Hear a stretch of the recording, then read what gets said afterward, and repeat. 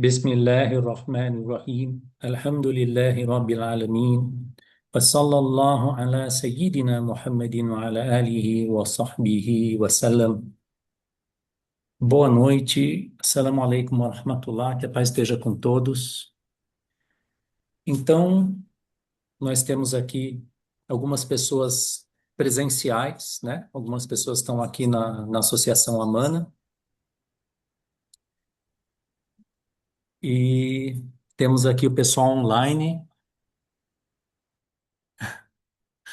E eu vou estar, então, dando aula tanto presencial quanto online, tá?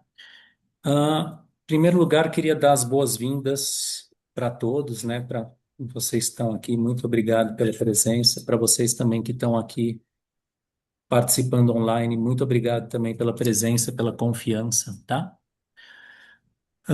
Eu queria começar falando um pouquinho sobre a própria Associação Amana, o que que a gente está fazendo aqui, né? Então, a gente abriu aqui um centro islâmico, que a gente vai chamar de um centro cultural islâmico, aqui no bairro do Butantã, bem perto da USP, né?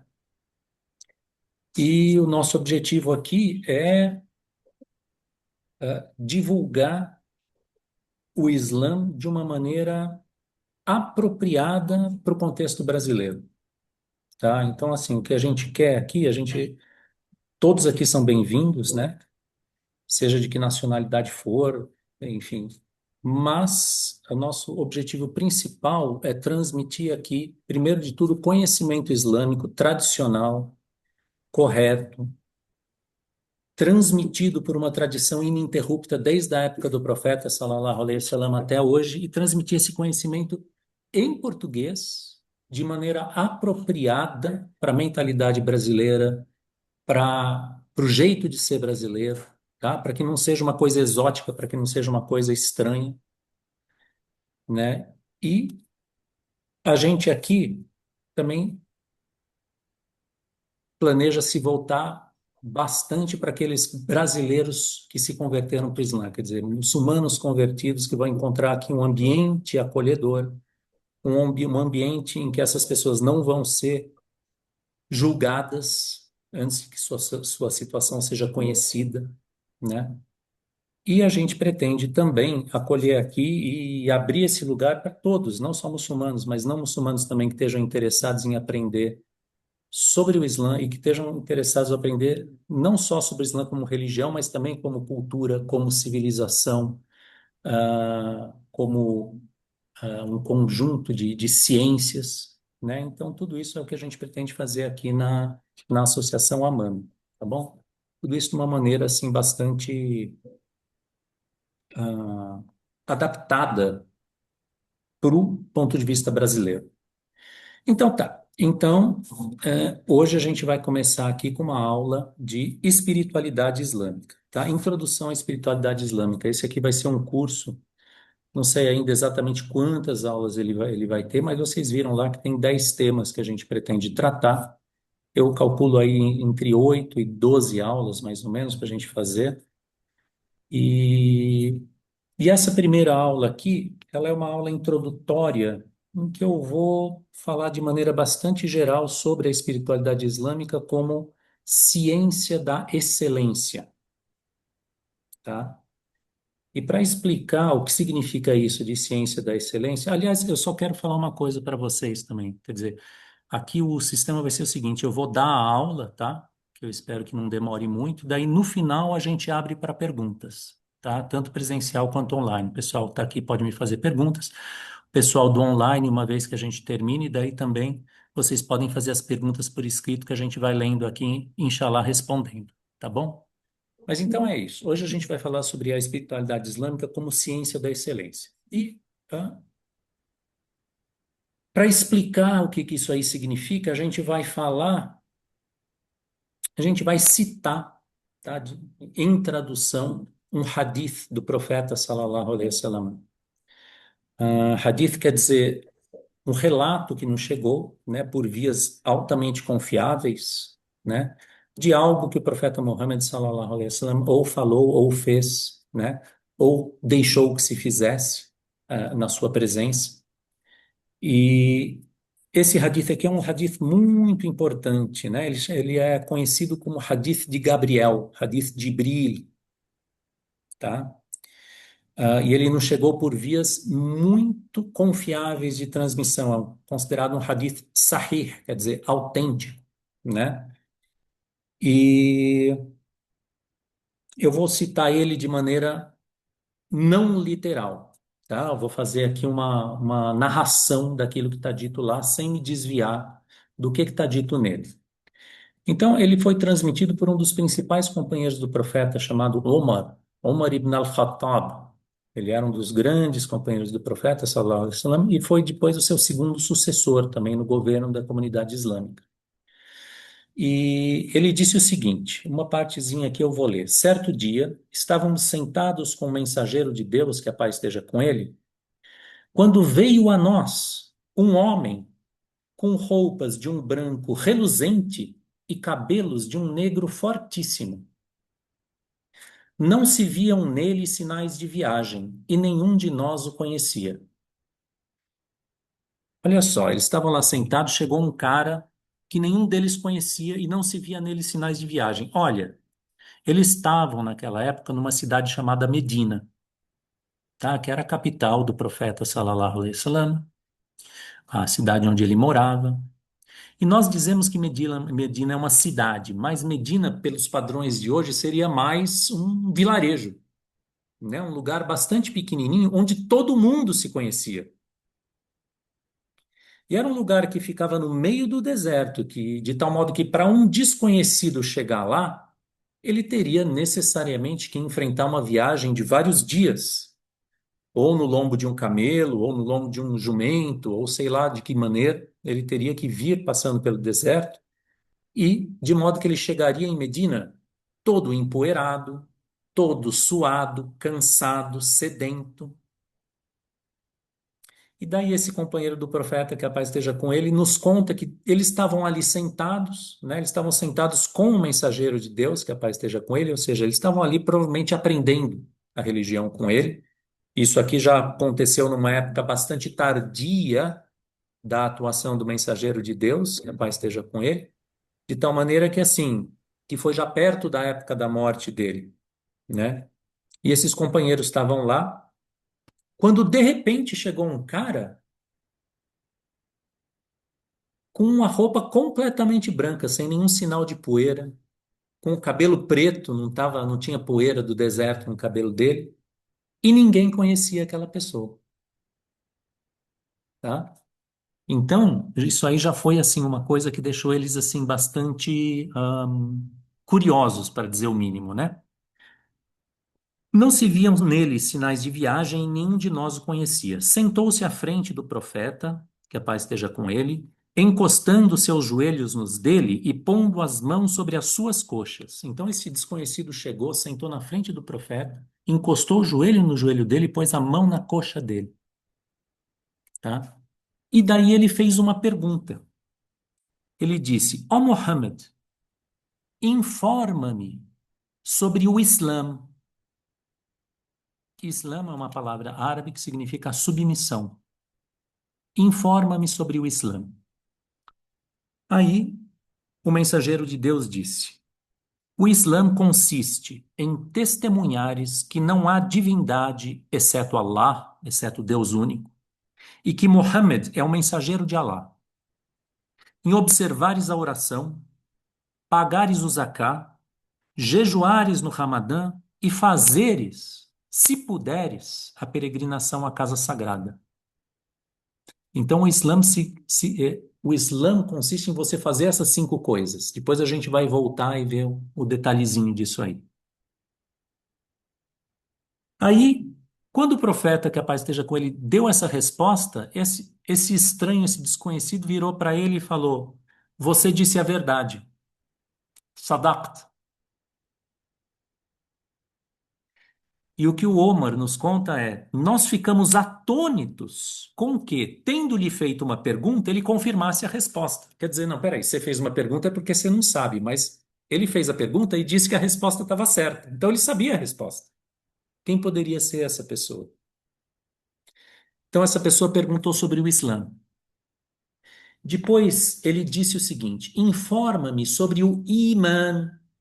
Iman significa fé, a fé. O profeta respondeu: que creias em Deus, em seus anjos, em seus livros, em seus mensageiros e no último dia, e creias no decreto, tanto no que ele tem de bom quanto no que tem de mal. Daí aquele mensageiro, aquela pessoa ouviu essa resposta e falou: falaste a verdade. E disse em seguida: informa-me então sobre o ihsan. Ihsan é uma palavra que significa a perfeição, a excelência. Você fazer uma coisa da melhor maneira. Al-ihsan. Informa-me sobre o ihsan. E o profeta respondeu: é adorares a Deus como se o visses, pois se tu não o vês, ele certamente te vê. Depois, essa mesma pessoa perguntou: informa-me então sobre a hora do fim do mundo.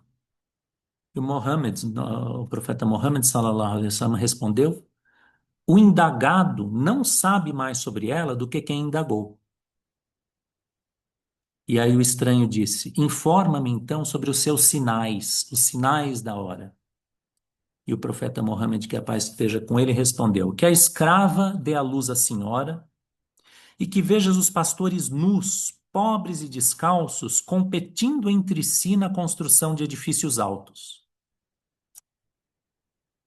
E daí Omar continua narrando o que aconteceu, né? Ele diz o seguinte: então aquela pessoa foi embora e eu ainda fiquei ali por bastante tempo, até que o profeta me disse: ó Omar, sabes quem fez as perguntas? Quem foi o indagador? Eu disse: Deus e seu mensageiro sabem melhor. E ele disse: foi Gabriel, que veio a vós para vos ensinar a vossa religião. Tá? Então é por isso que esse hadith é chamado hadith de Gabriel. Porque ele conta de uma ocasião em que o anjo Gabriel apareceu não só para o profeta, que a paz esteja com ele, mas também para os companheiros reunidos, e fez para o profeta algumas perguntas para ensinar os companheiros sobre a religião deles, para ensinar os muçulmanos sobre a religião deles. Então, se a gente pegar,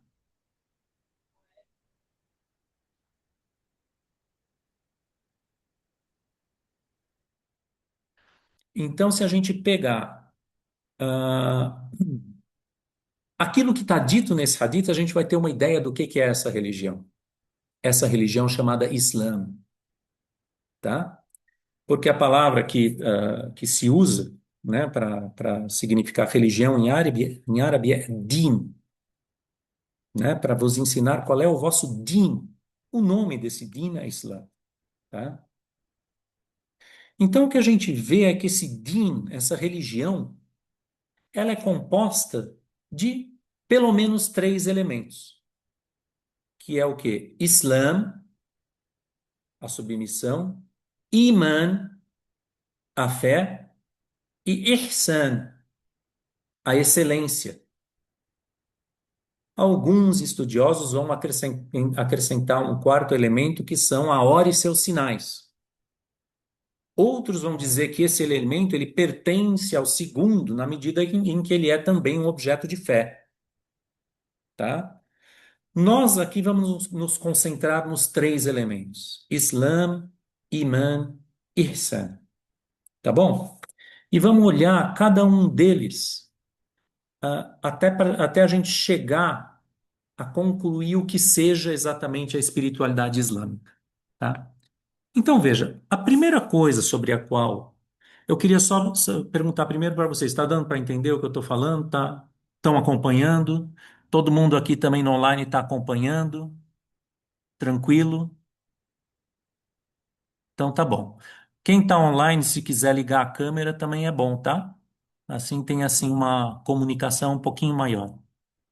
Mas, enfim, então vamos pegar e olhar cada um desses três elementos para ver no que ele consiste. Primeiro de todos, né? O anjo perguntou o que que é o Islã.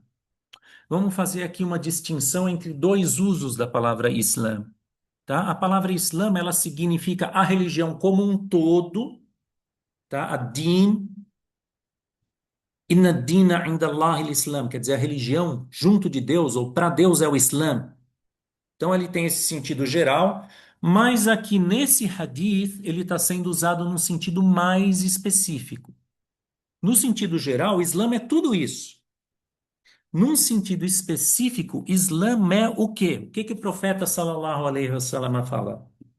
Que o Islã consiste em você testemunhar, falar que não há divindade exceto Allah e que Muhammad é o mensageiro de Allah.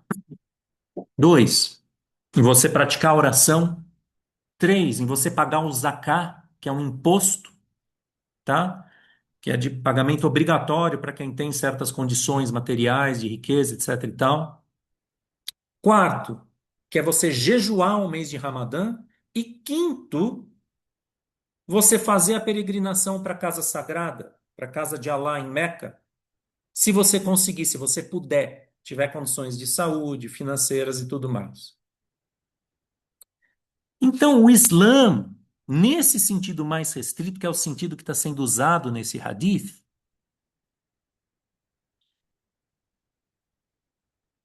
ele consiste nessas cinco coisas. E se a gente for analisar essas cinco coisas, pessoal, todas elas são atos corporais. A primeira é você falar alguma coisa. Ashhadu an la ilaha illallah wa ashhadu anna Muhammadan Rasulullah. A primeira é falar uma coisa. A segunda é fazer a oração. Você vai lá, você faz a ablução, você fica em pé, fala Allahu Akbar, recita, daí você inclina, depois você prostra, você senta. São atos, atos corporais. Atos, gestos, palavras. Pagar o zakat, um ato. Jejuar o Ramadã, um ato corporal. Você fica sem comer, das tantas às tantas, sem beber. E fazer a peregrinação, mesma coisa. Então, o Islã é isso. O Islã, nesse sentido aqui, são atos corporais, tá? E isso faz parte da religião? Faz. Faz parte da religião, uma parte essencial. E a gente pode, né, estender o sentido disso para todos os atos corporais que a religião nos recomenda fazer. Então, o Islã é esse primeiro nível. O que você faz, tá? Exteriormente. Bom, isso aí faz parte da religião, mas com toda certeza isso não é toda a religião. Aí entra o segundo elemento sobre o qual o anjo perguntou. O que que ele perguntou? Informa-me então sobre o Iman. Iman significa, a gente traduz por fé, tá? Mas essa palavra, ela tem uma raiz, vem de uma raiz no árabe, que tem um sentido de segurança, de estar a salvo. E ela é derivada de uma forma verbal, amana, que é usada para significar, entre outras coisas, a entrada num determinado estado, ou a entrada num determinado lugar. Por exemplo, Misr. Misr é o Egito. Amsara significa entrar no Egito, chegar no Egito. Amana significa você entrar em segurança, você se pôr a salvo. Então a fé é aquilo que te põe a salvo, tá? O que que é exatamente fé, né? Ah, se o Islã são atos corporais, a fé, ou aquilo que nós estamos aqui traduzindo como fé, imã, são atos da sua razão e do seu coração.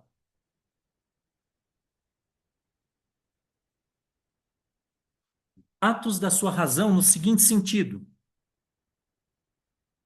no sentido de você ter e alimentar uma crença correta a respeito da realidade, tá? Só que a fé não é simplesmente uma crença correta sobre qualquer aspecto da realidade. Então, veja só, vocês estão aqui na minha frente, tá? O pessoal aqui do presencial está na minha frente, o pessoal do online, eu estou vendo vocês aqui no Zoom. Eu não preciso ter fé de que vocês estão aqui, porque eu estou vendo vocês. Então eu não preciso ter fé de que o céu é azul, eu não preciso ter fé de que o sol vai nascer amanhã, porque tudo isso me é dado pelos sentidos e pela experiência. Então a fé não se refere a esse tipo de coisa. Da mesma maneira, eu não preciso ter fé, por exemplo, em que 2 mais 2 são 4. E eu não preciso ter fé de que, por exemplo, duas coisas iguais a uma terceira são iguais entre si. Porque essas informações, pessoal, me são dadas pela razão, pelo intelecto. Elas são claras para mim sem que eu precise crer em algo que eu não sei.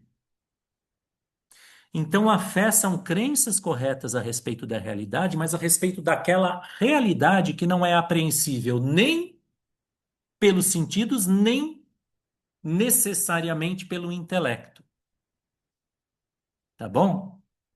Então, ela vai ser crença naqueles elementos que são invisíveis para nós, naqueles elementos que nos precisam ser comunicados por via de revelação para que a gente possa crer. Então, o que que o profeta sallallahu alaihi wasallam ele falou sobre a fé? Ele falou o seguinte, olha, o que que é a fé? Que creias em Deus, você vê Deus, você não vê Deus. É possível saber que Deus existe pelo intelecto? É possível, mas é difícil. Você tem que crer em Deus. E creias em Deus, em seus anjos, em seus livros revelados, quer dizer, nas suas revelações, nas comunicações que ele faz para o ser humano. Você tem que crer que isso existe. Você tem que crer que isso aconteceu e que você tem a obrigação de seguir. Nos seus mensageiros, quer dizer, naquelas pessoas que ele escolheu e por meio de quem ele comunicou essas revelações para os seres humanos, em tudo isso você tem que ter fé. O que mais? No último dia. Você tem que ter fé em tudo aquilo que nos foi dito que vai acontecer depois da morte, que vai acontecer depois da morte do nosso corpo, e depois da morte, entre aspas, desse mundo aqui, depois do final desse mundo. Aquelas coisas que são totalmente invisíveis para nós, o juízo, o paraíso e o inferno, e todos os outros elementos que fazem parte do dia da ressurreição e do que vem depois dele. A gente tem que crer nisso e a gente tem que crer numa coisa chamada o decreto, al-qadar. Khairihi wa sharri, tanto no que ele tem de bom quanto no que ele tem de mal. A gente tem que crer que tudo aquilo que nos acontece, absolutamente tudo foi decretado, determinado e realizado por Deus. Também é uma coisa que não dá para ver, tá?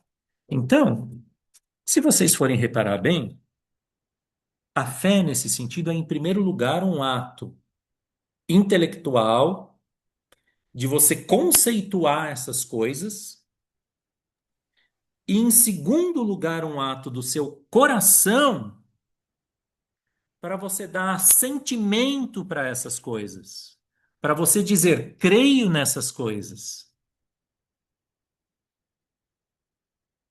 certo? Em árabe se diz tasdiq, você dizer, isso é verdade, declarar a veracidade de certas coisas.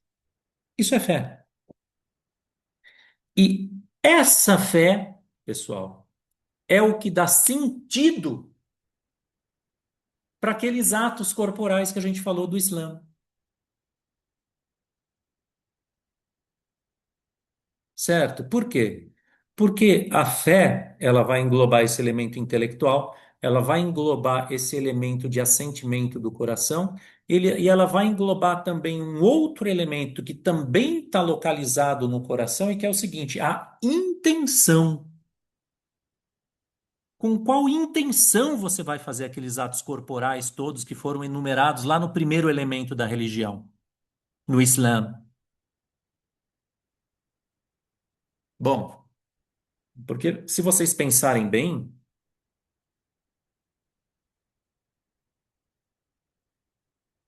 todos aqueles atos, em tese, pelo menos, eles podem ser. Vem cá, rapaz. Vem aqui, Jefferson. Seja bem-vindo. Senta aí, fica à vontade. Todos aqueles atos, em tese, eles podem ser praticados por pura hipocrisia.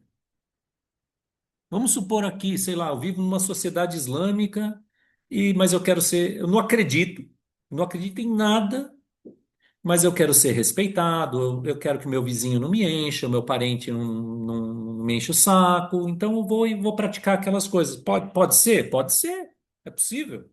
É possível que seja assim, tá? E nesse caso, esses atos, eles vão ficar vazios de qualquer conteúdo. No entanto, uma vez que você tenha a fé, eles ganham conteúdo. Porque você passa a ter a intenção correta ao praticar aqueles atos. Você passa a ter a intenção, o quê? De fazer aqueles atos, o quê? Porque Deus mandou. De fazer aquilo para agradar a Deus. De fazer aquilo para ser aquela pessoa que você acha que Deus te criou para ser. Você pode ter N motivos relacionados àquela fé que você agora tem para fazer aqueles atos. Tá bom? Então, a fé é aquilo, ela é o conteúdo interior, né, o conteúdo intencional dos atos que foram delineados ali, dos atos corporais que estão englobados no primeiro elemento da religião, que se chama Islã. Esse segundo elemento chamado Iman, ela vai englobar o conteúdo interior desses atos. Agora, veja bem, olha, essa fé, ela pode ter muitos graus, tá? Muitos graus. Ela pode ser desde uma coisa bem básica, de uma pessoa que diga, por exemplo, não, tá bom, eu acredito em Deus, deixa eu fazer aqui minhas 5 orações, né? Vou jejuar o Ramadã, e tá bom, vou seguir aqui a lei, tá ótimo. Mas pode ser também, ela pode chegar ao ponto de uma coisa que transforma totalmente a vida da pessoa, que transforma ela no interior também.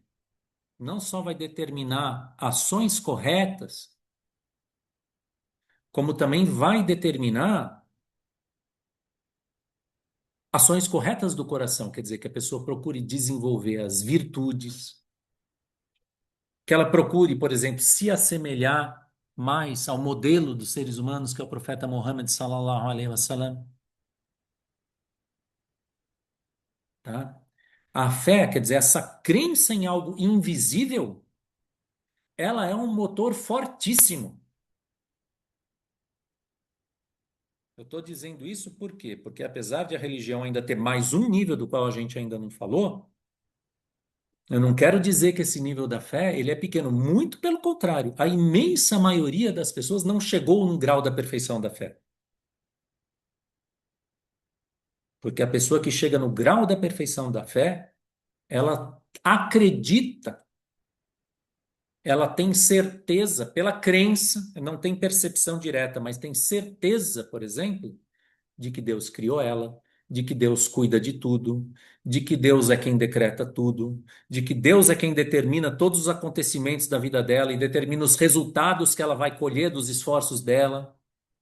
Ela não contempla diretamente nada disso que eu estou falando, mas ela tem certeza de tudo isso, certeza da fé, certeza da crença, certeza da convicção. E isso aí pode ser uma coisa muito forte na vida de uma pessoa, tá? Mas o hadith não parou por aí, né? Depois disso, o anjo perguntou mais uma coisa para o profeta, sallallahu alaihi wasallam. Ele perguntou o seguinte: informa-me então, ó Muhammad, sobre o ihsan, sobre a excelência, sobre a perfeição,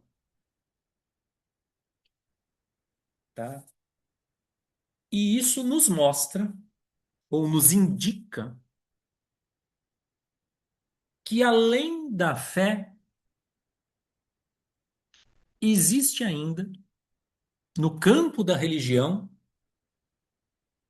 um tipo, algum tipo de fenômeno, que certamente é um fenômeno interno do ser humano, que dá para ele uma convicção e uma certeza maiores ainda que a da fé. Então, quando o anjo perguntou para o profeta sallallahu alaihi wasallam, o que que é o ihsan? O que que é a excelência? O profeta, o que que ele falou? An ta'buda Allah ka'annaka tarah, fa in lam takun tarahu fa innahu yarak. Quer dizer, que você adore a Deus como se você o visse. Porque se você não o vê, ele certamente te vê, tá? Mas veja bem, quando o profeta sallallahu alaihi wasallam falou isso, quando ele fala assim, não, você tem que adorar a Deus como se você o visse, porque se você não vê, ele está te vendo. Certamente ele não está falando de uma simples, vou dizer simples, não é simples, é uma coisa grande, mas de uma simples convicção de algo que você não viu, não, que você não testemunha diretamente. Por que que ele não está falando disso? Porque ele já falou. Ele já falou da fé. A fé é essa convicção de algo que você não testemunha. Agora ele está falando de outra coisa. Algo que, se não é uma convicção, tem que ser algo comparável a uma visão.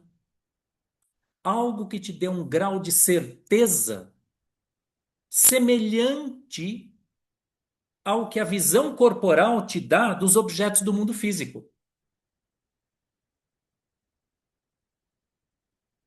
Tá? Veja, a fé pode me dar uma convicção muito forte, por exemplo, da realidade de Deus, da presença de Deus, de que Ele me vê. Ela pode me dar uma convicção muito forte, mas ela não me faz ver isso. Ela não me faz testemunhar essas coisas da mesma maneira que meus olhos físicos testemunham que tem aqui pessoas na minha frente, que eu estou aqui dando uma aula, etc e tal. Então, quando o profeta sallallahu alaihi wasallam falou do ihsan, ele está falando de algo semelhante a uma visão. Inclusive, isso aí está lá no que ele falou. Anta'budallaha ka'annaka tarah. Quer dizer, que você adore a Deus, que adores a Deus como se ouvisses. Por quê? Porque é consenso na religião, pessoal, que nessa vida aqui não se vê a Deus. Ninguém pode ver a Deus com os olhos do corpo nessa vida aqui, tá? Então é como se você ouvisse com os olhos do corpo, mas não é vendo-o com os olhos do corpo, porque não se pode ver a Deus nessa vida com os olhos do corpo.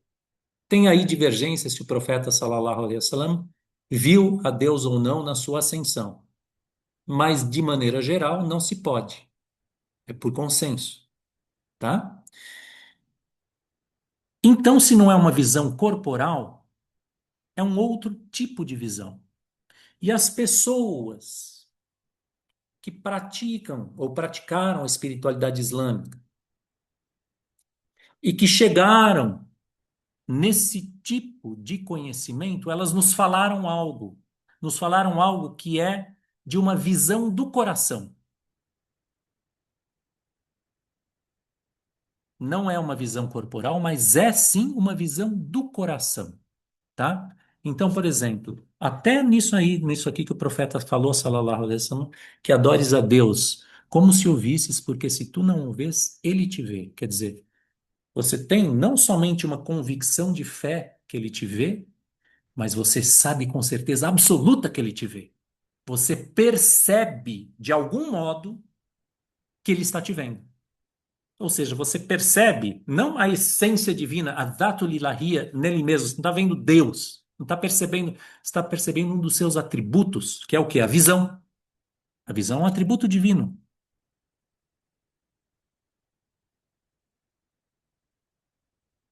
tá? Isso aí, pessoal, para que não seja só eu falando para vocês, eu separei aqui um trechinho escrito por um dos grandes espirituais da espiritualidade islâmica, uma das pessoas grandes, que se chama Ibn Qayyim al-Jawziyya, tá? Ele foi uma pessoa assim. Eu escolhi de propósito essa figura porque ele é aceito por consenso, vamos dizer, dos muçulmanos, mais ou menos. Quer dizer, diversos grupos dentro do Islã vão aceitar o que essa pessoa diz como algo que se deve levar em conta, tá? Porque não foi, obviamente, só ele que falou sobre esse assunto. Mas eu quero ler para vocês o que ele diz para vocês terem uma ideia do que nós estamos falando aqui com visão do coração, certeza absoluta da presença de Deus, da realidade de Deus. Quer ver? Então, ele tem um livro, esse Ibn al-Qayyim, chamado Madarij al-Salikin, quer dizer, os graus dos viajantes, né? Os viajantes são aqueles que caminham direção a Allah, a Deus. É um livro em que ele comenta um outro livro de um grande mestre chamado Khwaja Abdullah Al-Ansari. E nesse trechinho, o Ibn al-Qayyim vai dizer o seguinte: olha, eu vou ler para vocês, tá? Ó, eu traduzi do árabe. O buscador, quer dizer, aquele que busca a Deus, aquele que quer a Deus, que quer alcançar Deus, que quer se aproximar de Deus. O buscador se deixa atrair por completo pela outra vida, renuncia ao apego às coisas transitórias e se esforça para aperfeiçoar seu arrependimento e cumprir os mandamentos internos e externos. Então, o seu coração, as suas ideias e o seu diálogo interior, o seu pensamento, aquilo que ele fica falando consigo mesmo, todas essas coisas se unificam e se voltam por completo para a aspiração que ele tem por seu Senhor. Se ele for sincero nisso, ser-lhe-á dado o amor pelo mensageiro de Deus, que a paz esteja com ele. E o seu lado espiritual, sua ruhania, sua espiritualidade vai estabelecer domínio sobre ele, sobre o buscador. Vai estabelecer domínio sobre o seu coração. Quando ele se firmar nisso, ser-lhe-á aberto o entendimento das escrituras reveladas. E quando ele for capaz disso, e essa parte que eu quero chamar a atenção de vocês, quando ele for capaz disso, abrir-se-á em seu coração um outro olho, pelo qual ele contempla diretamente os atributos do Senhor de majestade, que se tornarão tão evidentes para o seu coração quanto os objetos dos sentidos são para os olhos do corpo. Ele contemplará o quanto o Senhor é exaltado acima de sua criação. Contemplará o seu estabelecimento sob o seu trono e como o seu comando desce para a administração do seu reino. Contemplará a comunicação de sua palavra pela revelação a seu servo Gabriel e o envio do anjo a quem ele quiser dentre os seus servos, a fim de comunicar-lhe o que ele quiser. Contemplará a ascensão de todos os assuntos até ele, quer dizer, até Deus, né? Todas as coisas que acontecem na terra, todas as obras dos homens são apresentadas, né? Diante de Deus e sua apresentação diante dele. Então, veja só, isso aqui, o que que ele falou? Isso aqui é só um exemplo, tá, pessoal? Tem muitos e muitos e muitos textos que vão falar sobre a abertura desse olho do coração. Mas tudo isso é para dizer para vocês que se aquele primeiro grau chamado Islã, ele engloba todas as obras exteriores, E aquele segundo grau, chamado Iman, engloba todas as obras da razão, a convicção do coração e a intenção. Esse terceiro grau, chamado Ihsan, ele vai englobar essa contemplação direta da realidade e da presença de Deus em seus atributos, em tudo, em todo o universo. Repetindo, não é com os olhos do corpo que isso é visto. A gente tem isso, algumas pessoas têm, outras não, algumas pessoas podem ter isso num momento, mas o importante é saber que isso existe. E o quinto tópico desse curso, inclusive, se Deus quiser, no quinto tópico, a gente vai examinar de maneira muito clara que tipo de conhecimento é esse que dá o ihsan, que dá a excelência, que dá a perfeição, que dá a completude da religião. Tá? A gente vai examinar isso lendo, inshallah, uns trechos do livro da autobiografia espiritual do Imam Al-Ghazali, Al-Munqidh min ad-Dalal, tá? Mas o que eu quero deixar bem claro para vocês, então, é isso. Quer dizer, não, você fez as obras exteriores, você fez elas com fé. Se você embarcar no caminho da espiritualidade islâmica, aquilo que você busca é essa visão do coração além da fé.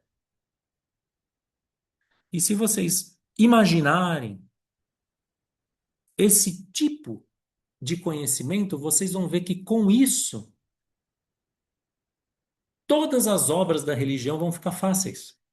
Se você está contemplando diretamente a presença de Deus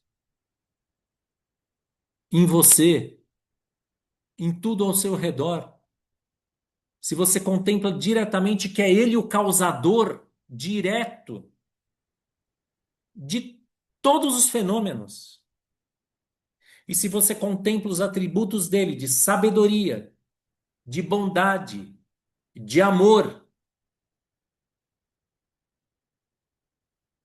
como é se você contempla o poder dele que te criou, te tirou do nada? Como é possível que você não o adore da maneira como ele merece ser adorado? Que você o adore com visão direta,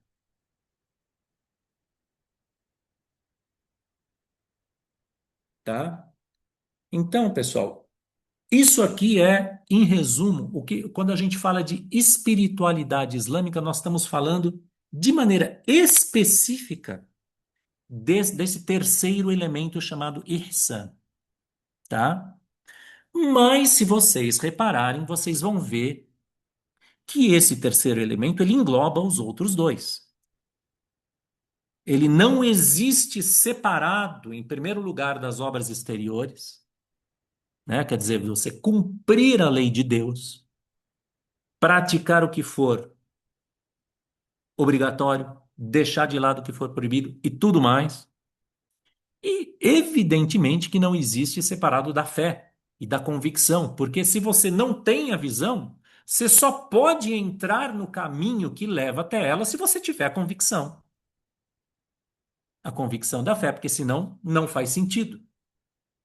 Então, quando a gente fala de espiritualidade, repetindo, islâmica, a gente está falando em específico de ihsan, mas de maneira geral, nós vamos estar falando de algo que engloba esses três elementos ou esses três graus da religião.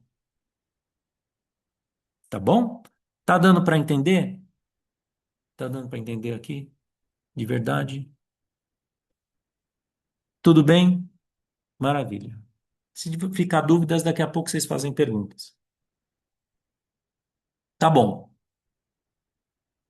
Veja. Eu chamei essa aula aqui de A Ciência da Excelência. Vamos caminhar para o final. Como assim ciência? O que é isso? Veja bem. Nós temos aqui, falamos aqui de três elementos da religião: os atos exteriores, a crença correta, resumindo, tá? E a perfeição do conhecimento de Deus que leva à perfeita adoração, tá? Esse primeiro elemento da religião, os atos exteriores, ele tem uma ciência que trata dele. Essa ciência se chama fiqh, jurisprudência. É a ciência do que você deve fazer. É a ciência das ações, dos juízos sobre as ações, ou melhor, dos juízos que a lei divina faz sobre as ações. Tal coisa é obrigatório, tal coisa é proibida, ou recomendada, desrecomendada, ou é neutra. É a ciência que vai dizer para você, para cada ato seu, qual é o juízo sobre ele. E é uma ciência importantíssima na religião, tá? E ela tem esse nome, fiqh, tá? Que é um nome que surgiu com o tempo, que não é desde a época do profeta sallallahu alaihi wasallam que ela é chamada assim, mas é uma ciência importantíssima, reconhecida, tá? O segundo elemento, que é a fé, ele também tem uma ciência que trata dele.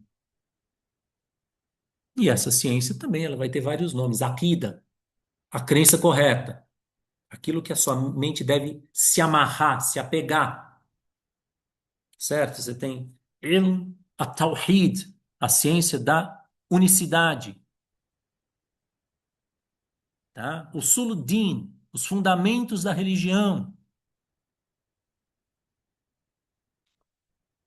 Ou seja, você vai ter uma ciência toda que vai tratar daquilo em que você deve crer, da crença correta.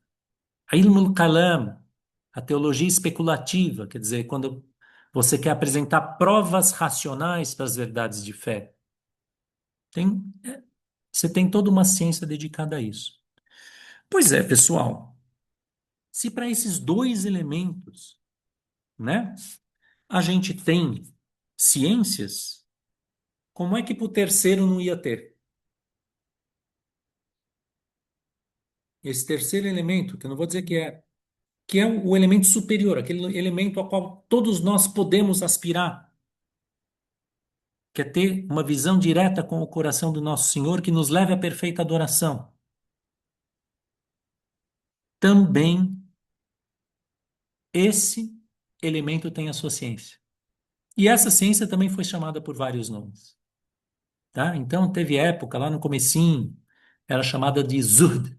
Zuhd significa você se abster, abstenção, renúncia, renúncia ao mundo, tá? Ela já foi chamada de Ihsan, de excelência, ciência da excelência, tá? Ela foi chamada de Tasawwuf, que significa você se vestir de lã, quer dizer, você usar uma roupa que era a roupa dos pobres, que expressa a tua renúncia ao mundo, tua renúncia às realidades de dunya, né, desse mundo. Ela foi chamada de Tazkiyatun Nafs, quer dizer, a purificação da alma. Tá? E a gente aqui, para todos os efeitos, podemos até adotar esse nome, Tazkiyatun Nafs, ciência da tazkiya, da purificação, tá? E essa ciência, né, assim como as outras duas ciências têm aí os seus objetos próprios, né, seus métodos próprios, também esta ciência tem seus objetos próprios, seus métodos próprios. Então ela vai tratar, por exemplo, né, de coisas como as seguintes. Quando a gente leu aqui o trecho do Ibn al-Qayyim, ele fala assim da unificação da vontade, né? A unificação dos pensamentos, todos eles se voltarem para a mesma coisa, essa concentração. Então, por exemplo, essa ciência vai tratar dos meios que podem propiciar essa concentração da vontade, essa concentração da inteligência, essa concentração da imaginação, tá? Essa ciência vai tratar das etapas do desenvolvimento espiritual. Até esse livro aí que eu citei, Madarij os Salikin, fala disso também, né?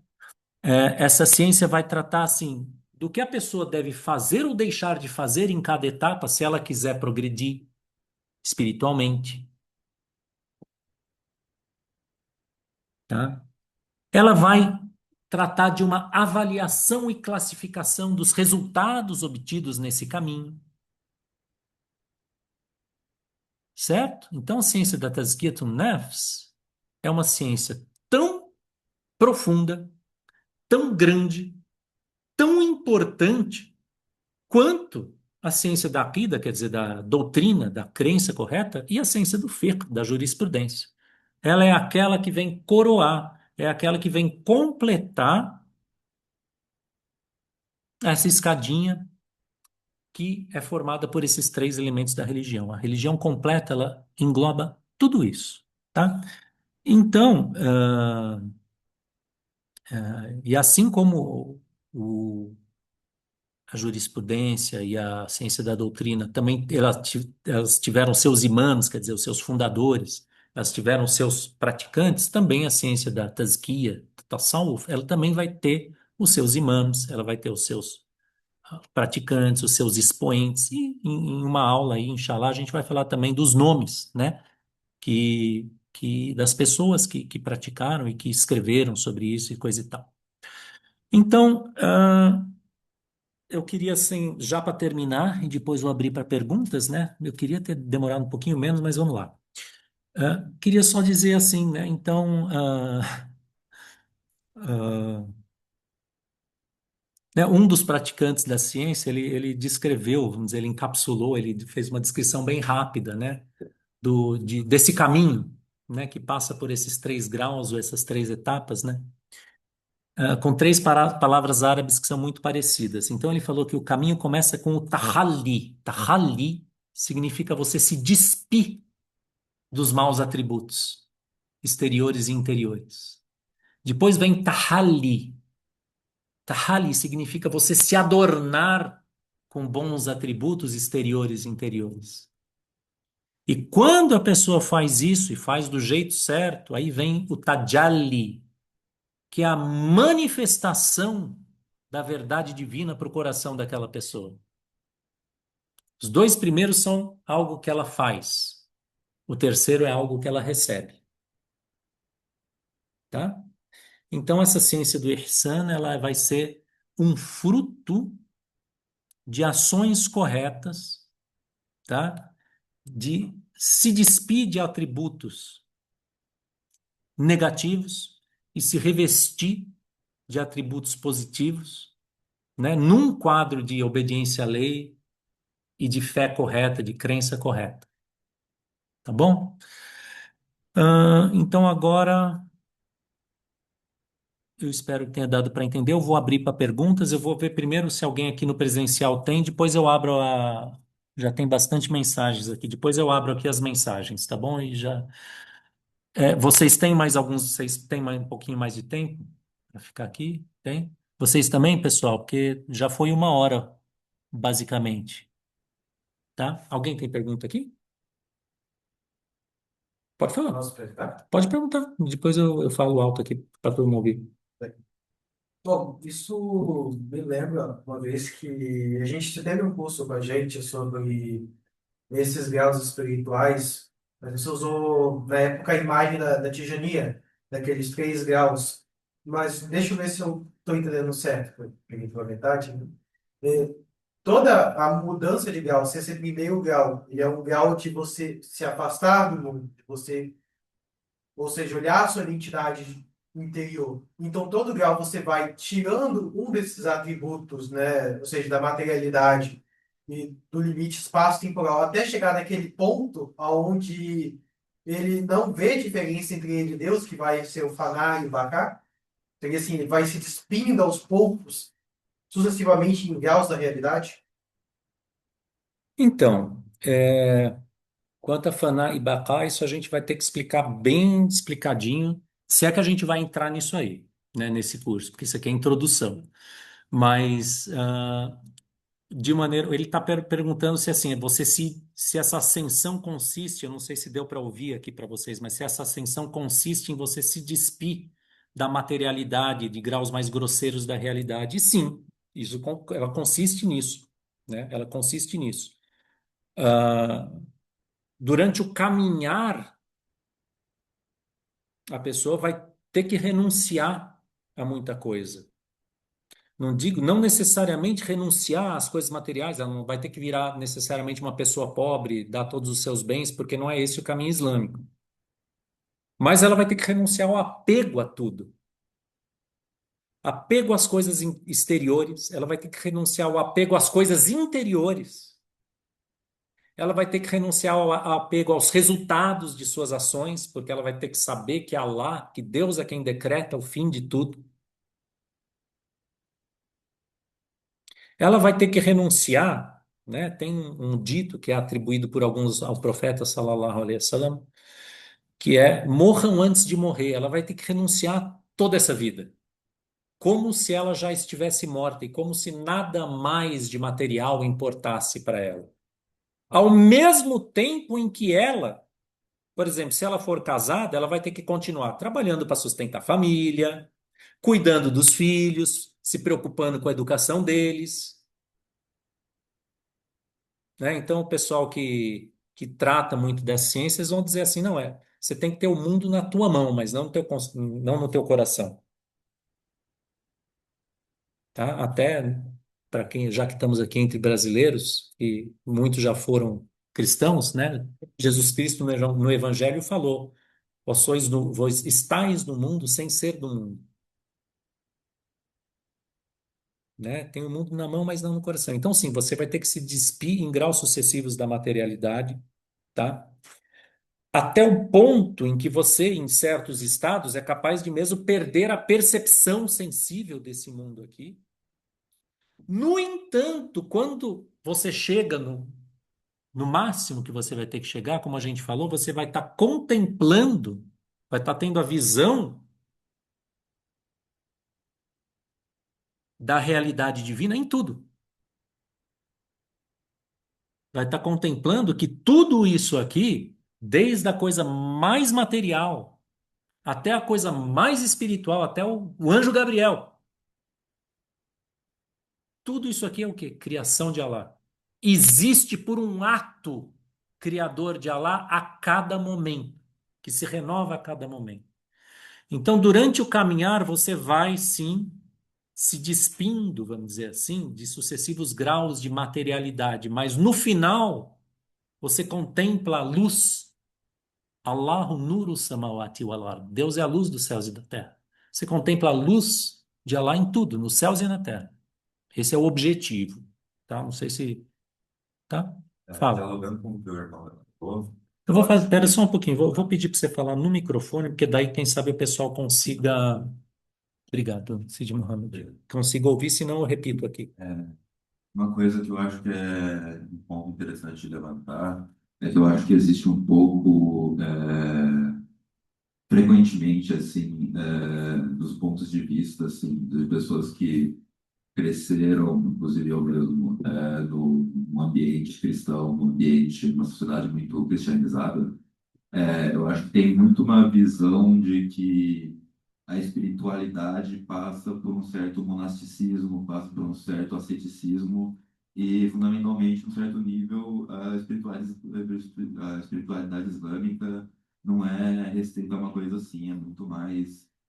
Tem um componente muito fundamental da espiritualidade islâmica que envolve também você renunciar a camadas do mundo, mas você não renuncia ao mundo, porque parte fundamental de das nossas ciências espirituais envolve que elas são uma ferramenta para você também agir no mundo. Não é uma coisa assim de você se fechar num monastério e renunciar a tudo, viver uma vida ascética, porque isso não é aplicar a ciência islâmica da espiritualidade à realidade, assim. Eu acho que no cristianismo tem essa cultura muito forte, assim, de renunciar ao mundo como uma virtude muito grande, de maneira a se distanciar das suas obrigações no mundo, no mundo concreto, no mundo dessa materialidade, do dunya. Mas é muito importante, acho que levantar assim, porque às vezes acaba soando, assim, principalmente para a gente que é acostumado com o ponto de vista cristão, ter essa visão assim de que é, o sábio dessas ciências precisa renunciar à vida de casado, precisa renunciar ao trabalho, precisa renunciar a essas coisas, enquanto tudo isso é parte fundamental de você agir de acordo com a ciência islâmica, no final das contas, da espiritualidade. Exatamente. Por quê? Porque, bom, daí tem duas coisas. Primeiro, porque ah, a gente aqui, os muçulmanos, eles seguem a Sharia, quer dizer, a lei do último profeta, sallallahu alaihi wasallam, que é a última, afinal, que já prevê mesmo essa vida no mundo, tá? Os cristãos, eles praticaram o monasticismo, né? No Alcorão, o Alcorão, Deus nos diz no Alcorão que eles fizeram isso buscando o agrado de Alá, né? Então, sim, eles fizeram isso com essa boa intenção, buscando o agrado de Alá, né?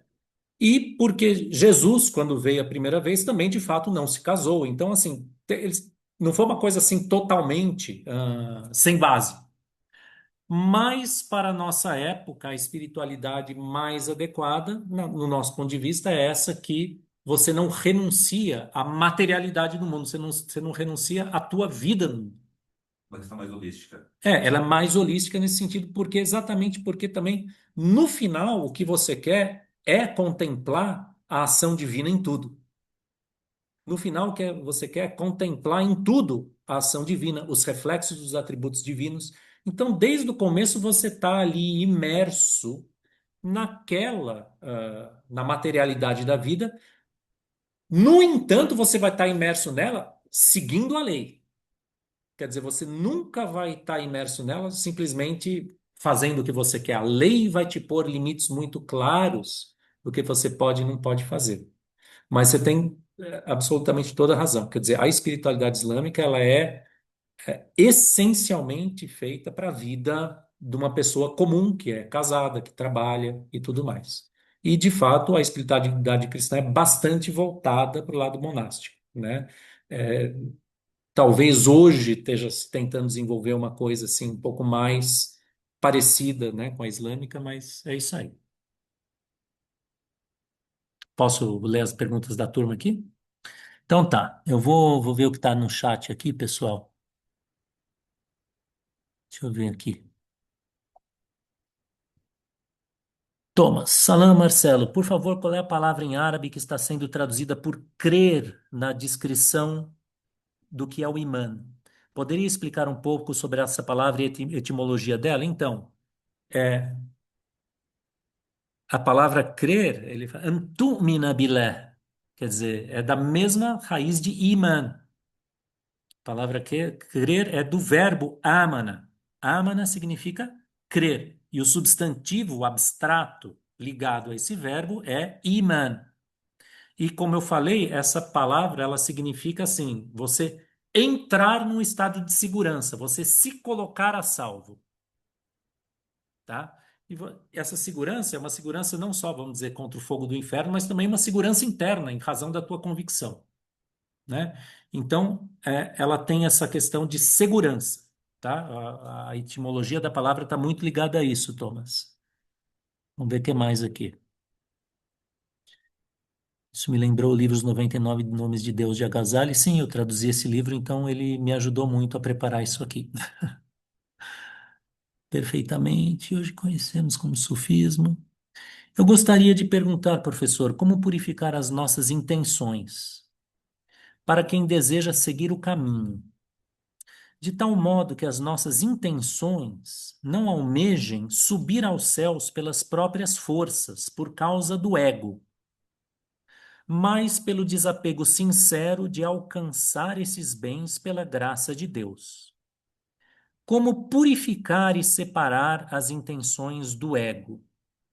Então tá, olha, eu vou responder aqui de maneira teórica, tá? Porque esse tipo de pergunta é exatamente a pergunta que tem que ser respondida pelos especialistas nessa ciência, que é respondida pelos especialistas dessa ciência e que, em certa medida, vai comportar um elemento individual. Olha, para você, você deve fazer isso, isso, isso. Já outra pessoa não é exatamente isso, é um pouquinho diferente. Mas, de maneira geral, tá? De maneira geral, é, pureza de intenção, em árabe se diz ikhlas. Ikhlas é geralmente traduzido como sinceridade, tá?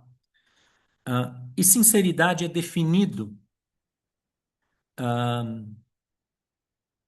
é definido como você fazer algo simplesmente para Deus e não por qualquer outro motivo, tá? Ah, então eu acho, e uma das coisas que eu já ouvi de um dos especialistas nessa ciência é o seguinte, que uma das coisas que ajuda muito a purificar a intenção é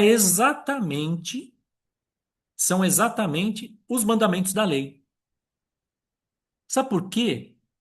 Porque você tem que chegar num ponto que você fala, meu, eu vou cumprir isso aqui porque Deus mandou, entendeu? Acabou.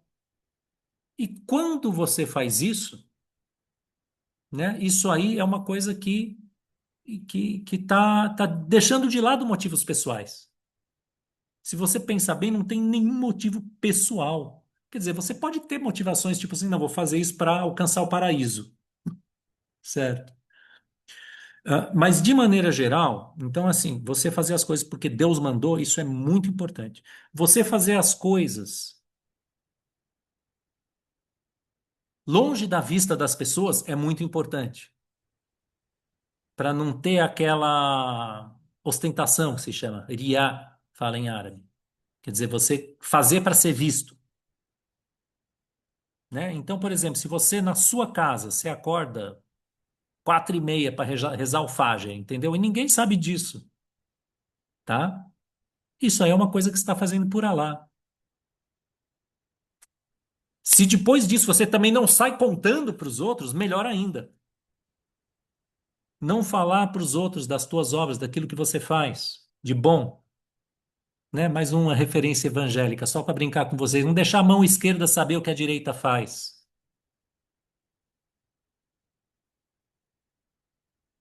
tá?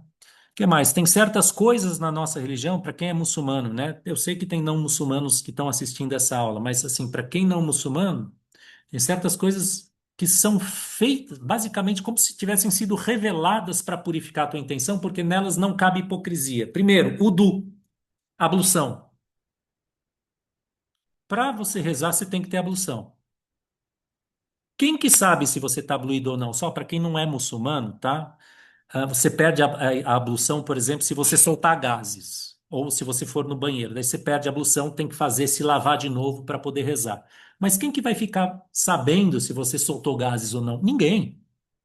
Só você sabe.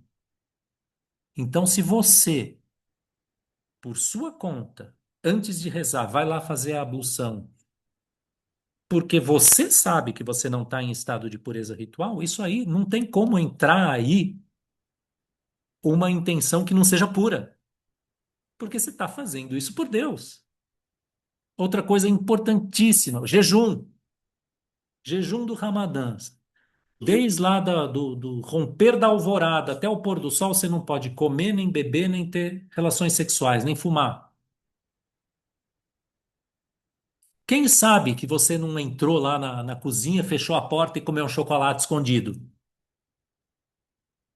Ninguém. Só você e Allah sabem se você realmente está jejuando ou não.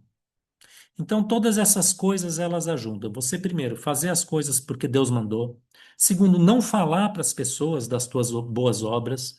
E terceiro, tirar partido dessas coisas que a nossa religião tem, né? E que permitem que você realmente ah, faça as coisas só por Deus mesmo. Agora, além disso, porque essa é uma pergunta importante, então só mais uma coisinha. Então, assim, além disso, você tem que cultivar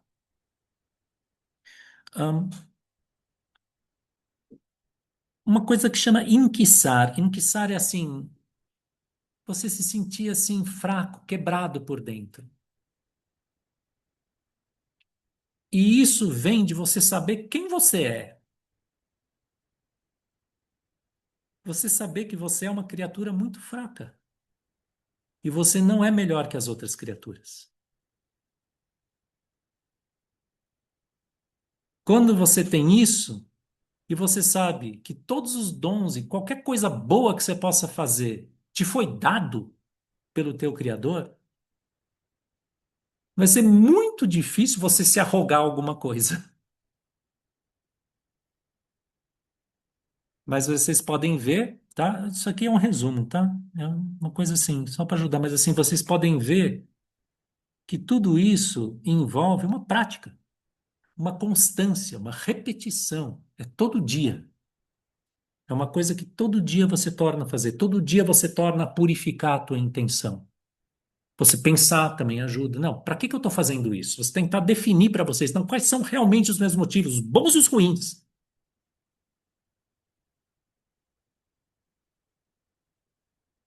Veja só quanta coisa, né? Veja quanta coisa está envolvida numa coisa assim, não, purificar a intenção, ter ikhlas, ter sinceridade para com Allah, né?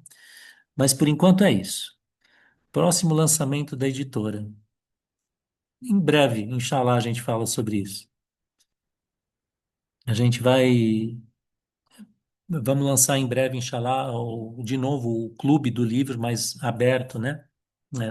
Lançar todos os livros juntos e depois a gente vai. Tem até um irmão aqui que vai traduzir um livro aí sobre an-nafs, quer dizer, a alma, né? A alma baixa do ser humano, de que maneira que ela pode ser transformada. E daí vai ter um livrinho curto, mas bastante interessante sobre isso. Autobiografia espiritual de Agazali, sim, seria esse, lá pela quinta aula, ou sei lá, mais ou menos a gente vai ler trechos desse livro e, é claro, é um livro que não é porque eu traduzi e publiquei, mas sim, eu recomendo esse livro para todo mundo, porque ele é excelente, mas quando a gente for ler, eu vou trazer aqui os slides, né, com o texto para a gente poder ler, porque não é o livro inteiro, é alguns trechos, né? Ah, Gabriel, tudo ótimo, professor. Vou sair para encerrar a Ishá. Essa reflexão me lembrou sobre a reflexão sobre o camelo. Amarre o camelo e confia em Alá, sem dúvida nenhuma. Quer dizer, isso aí é mais ou menos uma síntese dessa via islâmica. Essa via islâmica consiste assim em estar no mundo sem ser do mundo, em você praticar, você ter a tua esposa ou o seu marido, você ter os seus filhos, você ter o seu trabalho, você ter a sua família, você ter a tua relação, tua vida social, tudo dentro dos limites da lei, mas ao mesmo tempo você tem por intenção conhecer o Criador de tudo isso aqui. Conhecer, tá, pessoal? Tá lá no Alcorão. Ma khalaqtul jinna wal insa illa liya'budun. Deus fala no Alcorão: Eu não criei os gênios e os homens senão para que me adorem. E quando perguntaram para Ibn Abbas, que Deus esteja satisfeito com ele, que foi um dos grandes companheiros do profeta sallallahu alaihi wasallam, sobre o significado dessa passagem do Alcorão, ele falou: Ya'budun, adorar aí significa conhecer.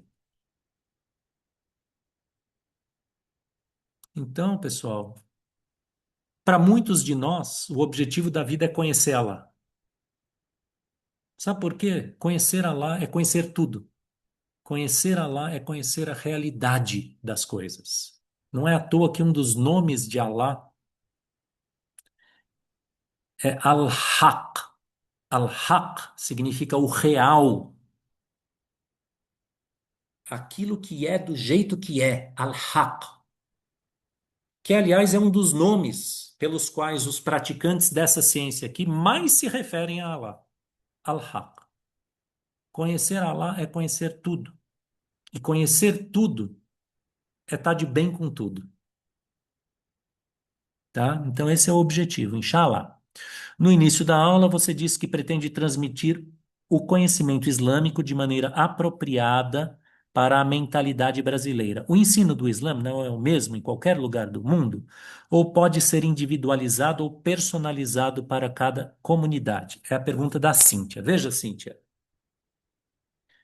as normas do Islã, ou seja, a jurisprudência islâmica, a aqida islâmica, quer dizer, a ciência da crença, e até a ciência da Tazkiyatun Nafs, a ciência da excelência, elas são sempre iguais, elas são sempre as mesmas. Mas o modo de apresentar, não só ele pode variar, como ele deve variar. Por quê? Porque o objetivo de qualquer transmissão, o que que é? É aquele conhecimento, chegar na outra pessoa. Para esse conhecimento chegar na outra pessoa, né, vai variar. Quem é professor sabe. Para um você precisa explicar de um jeito, para outro você precisa explicar de outro jeito. Às vezes um entende, o outro não entende. Até individualmente tem essas variações.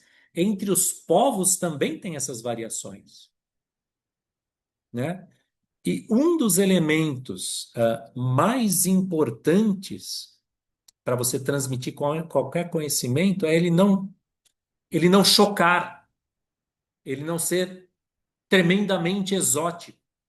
É você ter referências locais que possam fazer as pessoas entender aquela mesma verdade. Então não é que você vai mudar, por exemplo, não, aqui no Brasil, sei lá, não preciso fazer 5 orações, posso fazer 4. Não é isso. Quer dizer, não muda o conteúdo, mas muda a forma. Muda a forma de apresentação, muda o meio de aproximação, tá? E a gente fala isso porque a gente mesmo é brasileiro, e não sou só eu que estou envolvido aqui, tem outras pessoas, né? A gente mesmo é brasileiro, mas espero que tenha dado para entender, tá? Eu não estou vendo você aqui, mas se não deu, você me fala lá de novo, no fim, a sua dúvida, tá? Professor, pergunta da Marcela. Esse tipo de pergunta só deve ser feito a um especialista para respostas individuais? Ou com pessoas mais sábias, com mais experiência, pode? Veja, ah, pode, tá? Mas deixa eu explicar bem. Quando você pergunta para um especialista, né? Quer dizer, uma pessoa que realmente tem conhecimento dessa ciência porque ela chegou nesse grau que eu falei, que ela vê com os olhos do coração, ela vê Alá em seus atributos, em seus atos, presente, né? Você perguntar para uma pessoa dessas é uma coisa muito mais garantida. Você pode ter um alto grau de confiança na resposta.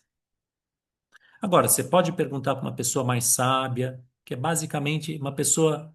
Quando a gente fala assim de uma pessoa mais sábia, que não é um cara desses aí que chegou no fim, o que que nós estamos falando? É uma pessoa com mais experiência e sem interesse pessoal. Ele não quer nada de você. Ele não quer te influenciar, não quer que você siga ele não quer nada disso.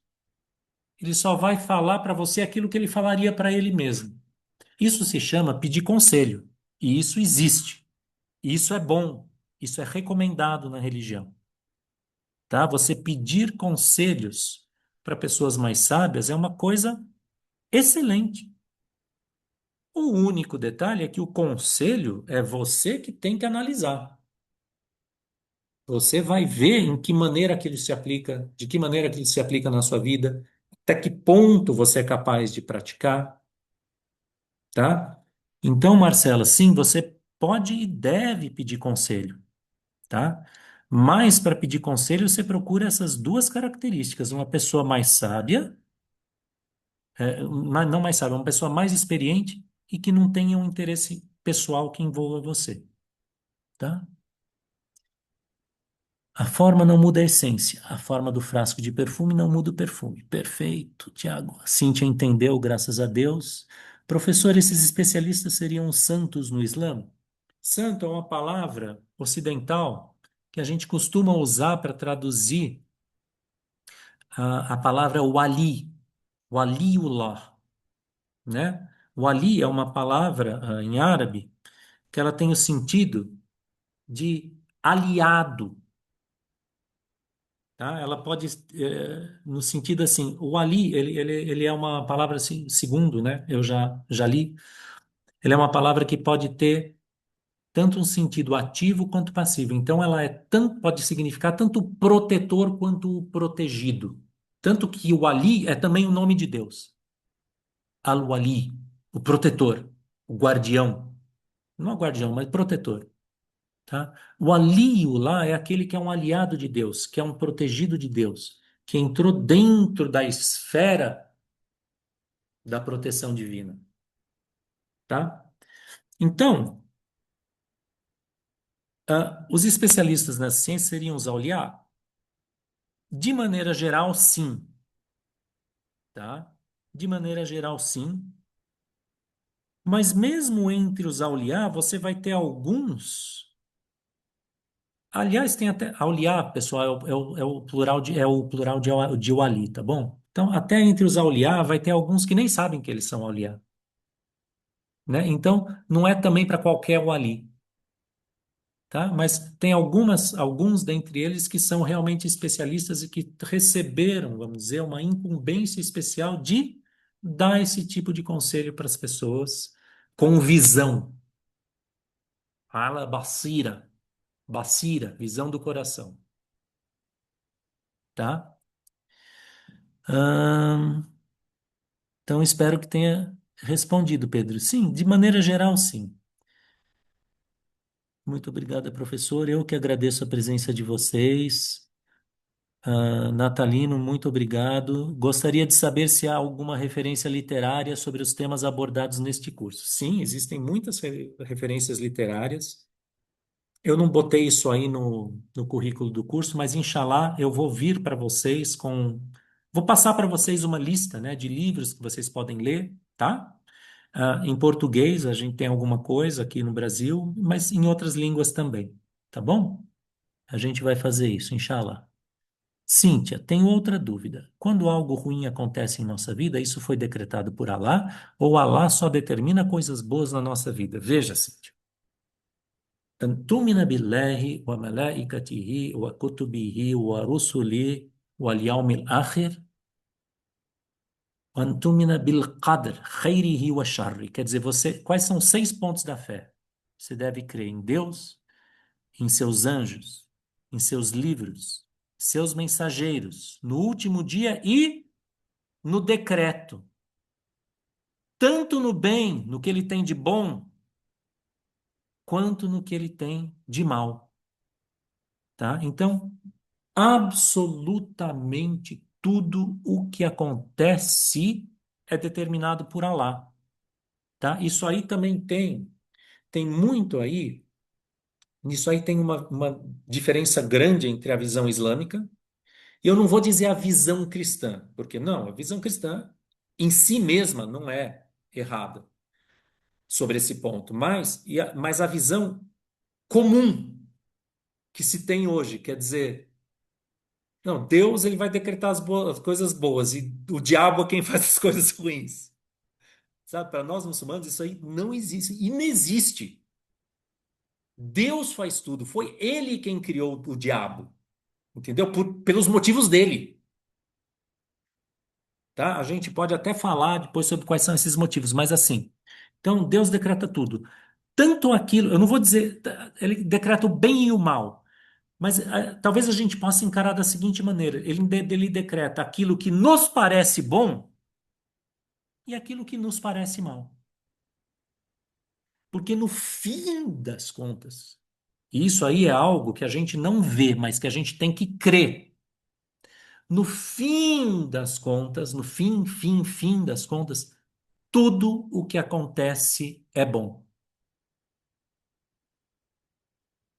Tá? Por quê? Porque Deus diz o seguinte, viu, Cíntia? Rahmati wasi'at kula shay. A minha misericórdia, ela abrange, abarca todas as coisas. Então, tudo.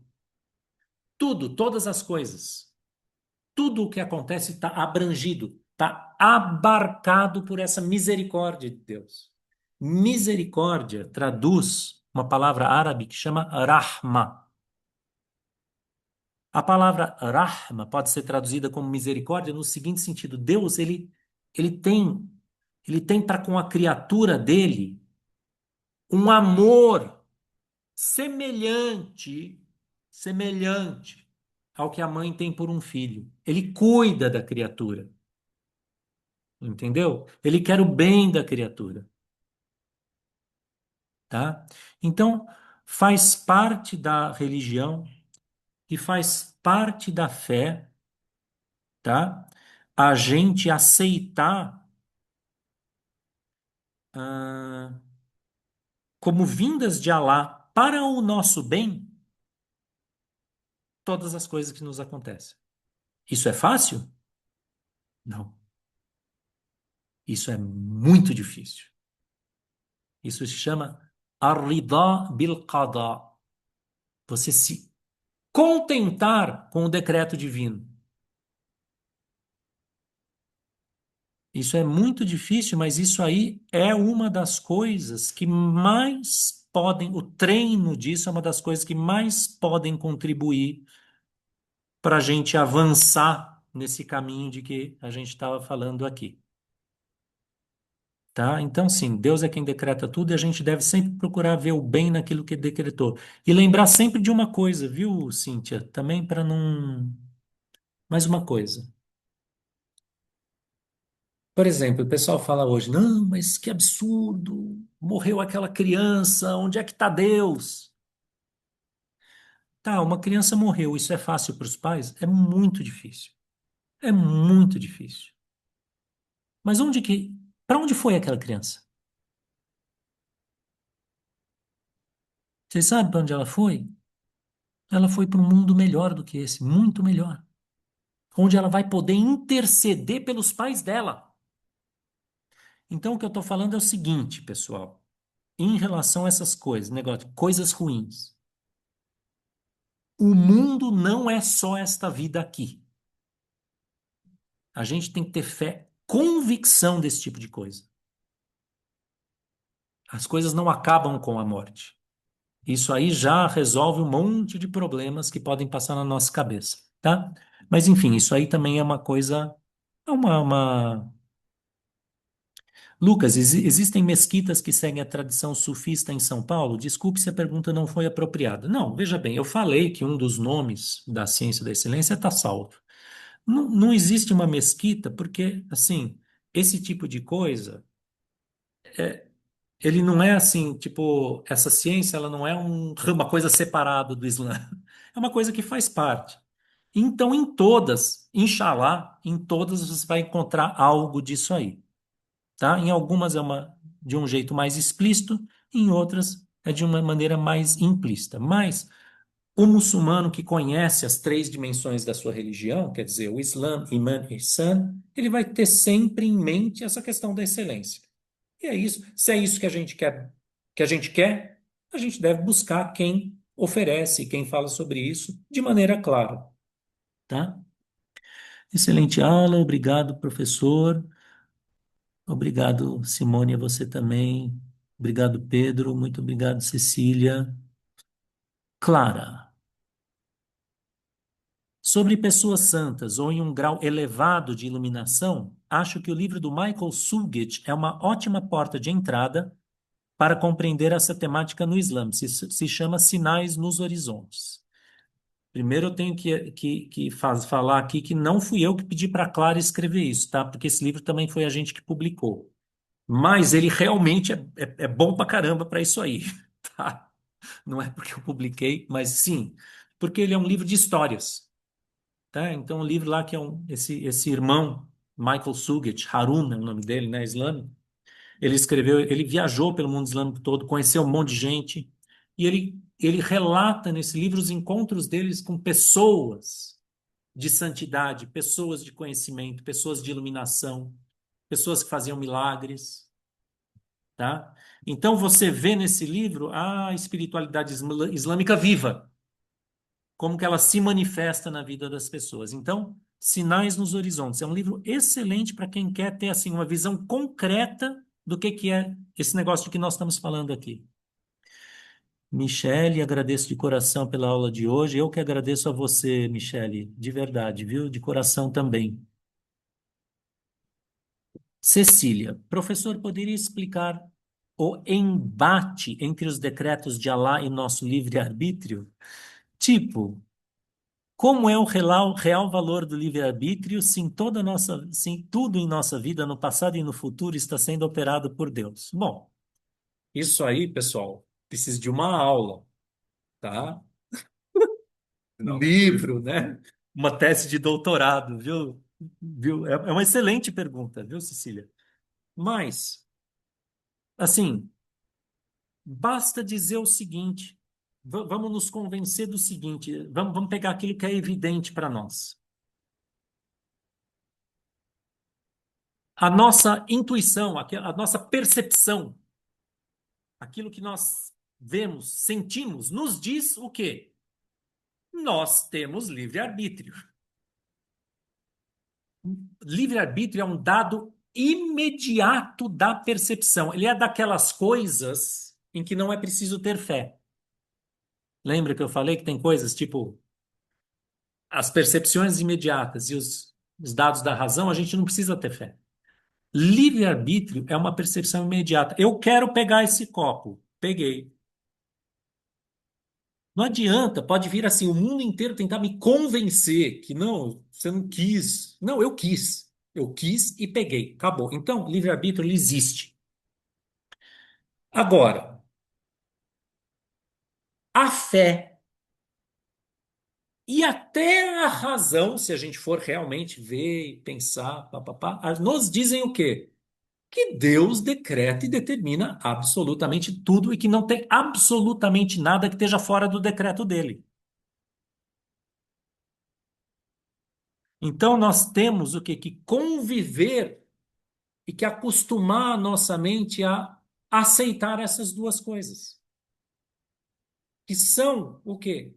Aparentemente contraditórias, apenas aparentemente. Por quê?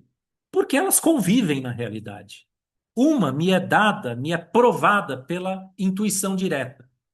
Outra é provada pela razão e pela fé. Eu aceito as duas. Então, isso significa o quê? Você tem livre-arbítrio e tudo foi decretado e tudo é feito e realizado por Allah.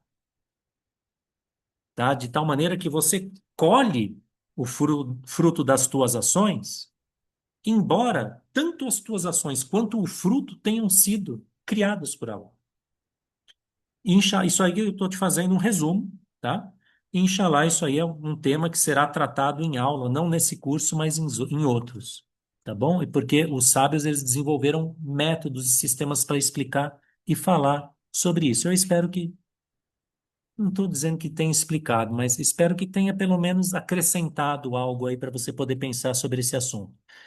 Cíntia, muito obrigado. Pedro, muito obrigado. Eve, muito obrigado. Mária, muito obrigado também. Juliana. Bom, pessoal, parece que não tem mais perguntas, então vamos encerrar, inshallah, por aqui, tá bom? Agora eu quero só falar uma coisa para vocês, tá? Tanto vocês que estão aqui, quanto vocês que estão aqui online. O seguinte, a gente anunciou esse curso como sendo toda semana, tá? Então, toda terça-feira, papapá. Eu não conseguirei, né, por motivos diversos aqui, que envolvem a minha atuação mesmo aqui na Amana, não conseguirei preparar a próxima aula para a semana que vem. Então, a próxima aula será, inshallah, daqui a 2 semanas, tá?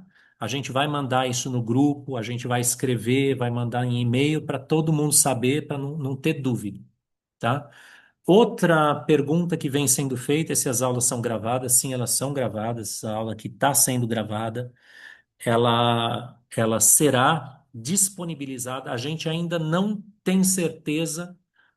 A gente vai fazer isso o mais breve possível, mas nossos recursos aqui são bastante limitados, tá? Então, a gente não tem certeza de em que plataforma será, tá? Talvez seja no nosso site, talvez no YouTube, mas em breve, inshallah, a aula já vai ser disponibilizada e todas as aulas estão sendo gravadas. Então é isso, pessoal. Tá? Próxima aula daqui a 2 semanas. Inshallah, eu vou tentar fazer uma por semana, mas essa próxima eu vou esperar uma semana a mais. E é isso. Eu realmente, pessoal, agradeço muito a vocês, agradeço vocês também aqui que tiveram essa paciência toda. Tá bom? Subhanakallahumma wa bihamdik. أشهد أن لا إله إلا أنت أستغفرك وأتوب إليك وصلى الله على سيدنا محمد وعلى آله وصحبه وسلم. Mariam, você está perguntando se eu sou sheikh. Não, não sou sheikh, tá? Eu sou só um professor, tá? Eu tenho quem seja meus sheikhs. Tenho quem seja sheikh para mim, tá? Eu sou um professor. Então, obrigado, pessoal. Eu vou encerrar. Tudo de bom para vocês. Salam alaikum. Isso aí.